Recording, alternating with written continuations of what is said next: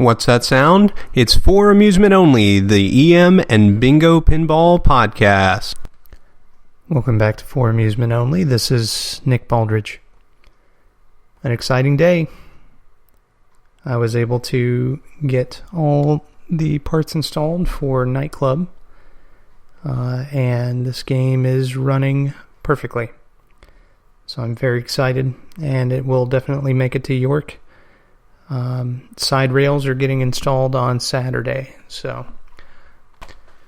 But tonight, I wanted to continue in my York show theme here leading up to the show and talk a bit about the wood rail row.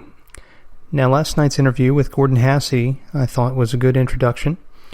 We talked about some great wood rail games, and starting today, I just wanted to do a little deep dive into each of several wood rail titles that have previously come to the York show. Now, of course, there's no guarantee that any of these titles will be there this year. Unfortunately, I'm not in touch with any of the collectors that bring the wood rail games. Otherwise, I would attempt to do a little interview. But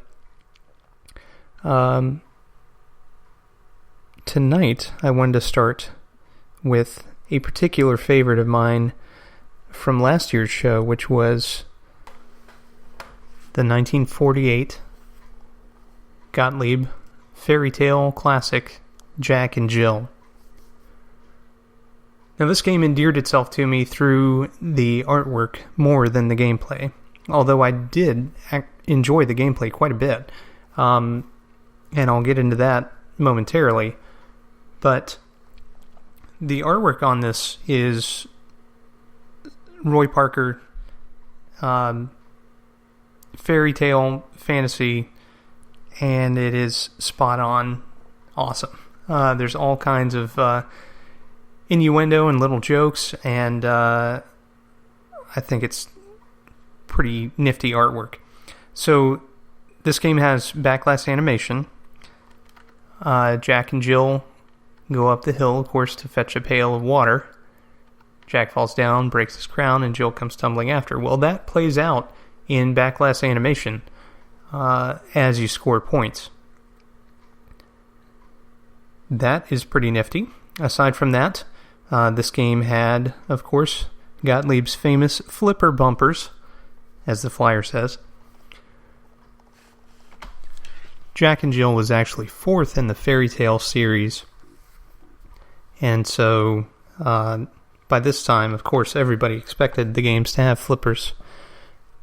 They were still arranged in the same way that they were for Humpty Dumpty, meaning there were two sets of 3 flippers arranged on either side of the playfield in a reverse articulated fashion. With them, you can bat the ball backwards and forwards, and basically adjust your descent as you go down the playfield. If you think about it in context, this is a pretty big innovation. So normally you're going to be on one side or the other, and you've got to very skillfully nudge in order to get it over to the other side, and vice versa. But with this, you can actually move the ball over to the other side and perhaps complete a portion of the sequence that you wouldn't be able to otherwise. Now, by today's standards, of course, this is not very exciting. The flippers are not very powerful, and you can't actually travel up the playfield.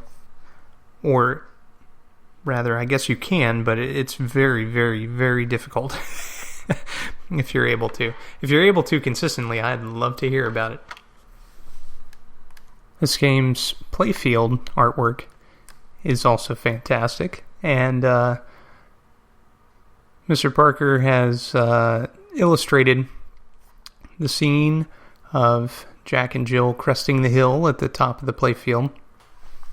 The wishing well integrated around a bumper that's normally unlit, but when lit, scores 10,000 points.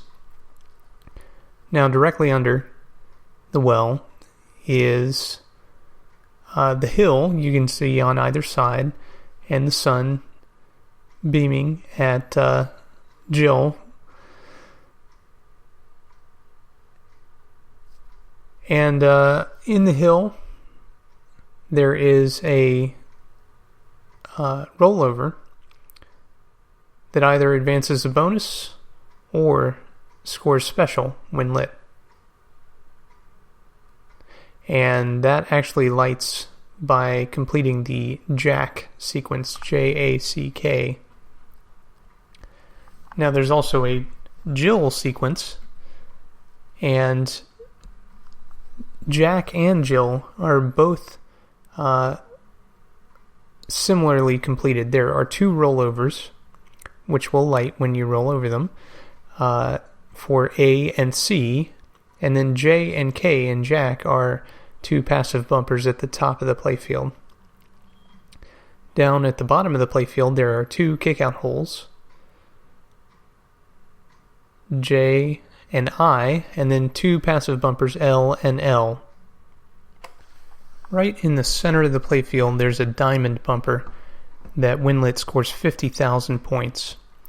And I personally really like diamond bumpers. I think they're really cool and are fairly unique to wood rails. You know, you don't see them very often beyond them, and their shape is very interesting, and the way that the ball physics play into that is pretty cool. But on either side of the middle set of flippers, you have 2 rollovers. One spot's I and the other spot's J.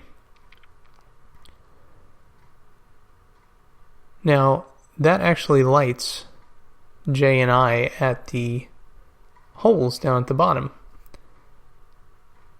And the 2 kickout holes are make up part of Jack's bow tie. And when you land in one of those, it'll score a replay. Now, there's a middle kickout hole, which is kind of the center of Jack. And when you land in that, when you've completed the sequence Jack and Jill, it'll score anywhere from 1 to 10 replays. There are also replays awarded at score thresholds based on the operator's setup. So there are no less than 4 different ways to win replays on this game. So let's get back to the artwork, where we left off with that. They were at the wishing well. The sun is beaming at Jill, and Jill is wearing a 2-piece outfit. Towards the middle of the playfield, near the middle set of flippers, Jack and Jill are taking their tumble, and Jack is holding the pail of water and falling and pouring the water all over himself, and Jill is rolling down the hill. And then at the bottom of the playfield, Jill has landed and is sitting on her bottom. Jack is in the middle of the playfield. His eyes are rollover buttons, and he's got a massive bump on the top of his head. And there's a lady off to his left, again wearing a 2-piece outfit, that is putting vinegar on a cloth and is about to rub it on Jack's head. Now, obviously, all this artwork is very suggestive, and one of the interesting things about Roy Parker artwork of this period is that he tended to draw the male characters on his games for Gottlieb as buffoonish clowns. Meanwhile, the women are much more put together, however, obviously objects of desire. One of the really neat features of this game are Jack's eyes, which will flash in time with certain events on the playfield. This makes him look like he is cartoonishly dizzy, but it's also a fairly nifty effect. Just by flashing some lamps, you have what are essentially the first use of flashers in a pinball machine. Pretty cool. And obviously something which is in heavy use today, but was pretty new and exciting stuff for 1948. Now you have the classic Gottlieb cabinetry, which is just very sturdy looking and very nice. The artwork on the cabinet is geometric shapes as per normal, with a diamond pattern. Predominantly greens on the head and white on the cabinet. And you have that very attractive Gottlieb shooter rod cover, which is red and metal, and is just very there's something about it. I mean, it's just very beautiful when you see one in person, especially a fresh new one that Steve Young makes. Just beautiful pieces. But this game has the typical Gottlieb large apron area, and the game has no trough to speak of. Instead, it's got a metal cover that the coin slide pushes as part of the baffle, and when it's pushed, all the balls drop down into a subway system that you spoon up with the spoon switch. Now, Gottlieb actually used a second plunger. It wasn't exactly a spoon, but it functioned in the same way, and so I'm just calling them spoons because that is easier to describe than second smaller plunger directly underneath of the main plunger. So, at any rate, this game was at York last year in 2014, and it was a blast to play. I thought it was fantastic. There was a new reproduction, Jack and Jill Backglass, in it, and I think that made a big difference. Just as far as player enjoyment, because the backglass animation is so key to the game, and Gottlieb made several games that used a very similar style of backglass animation.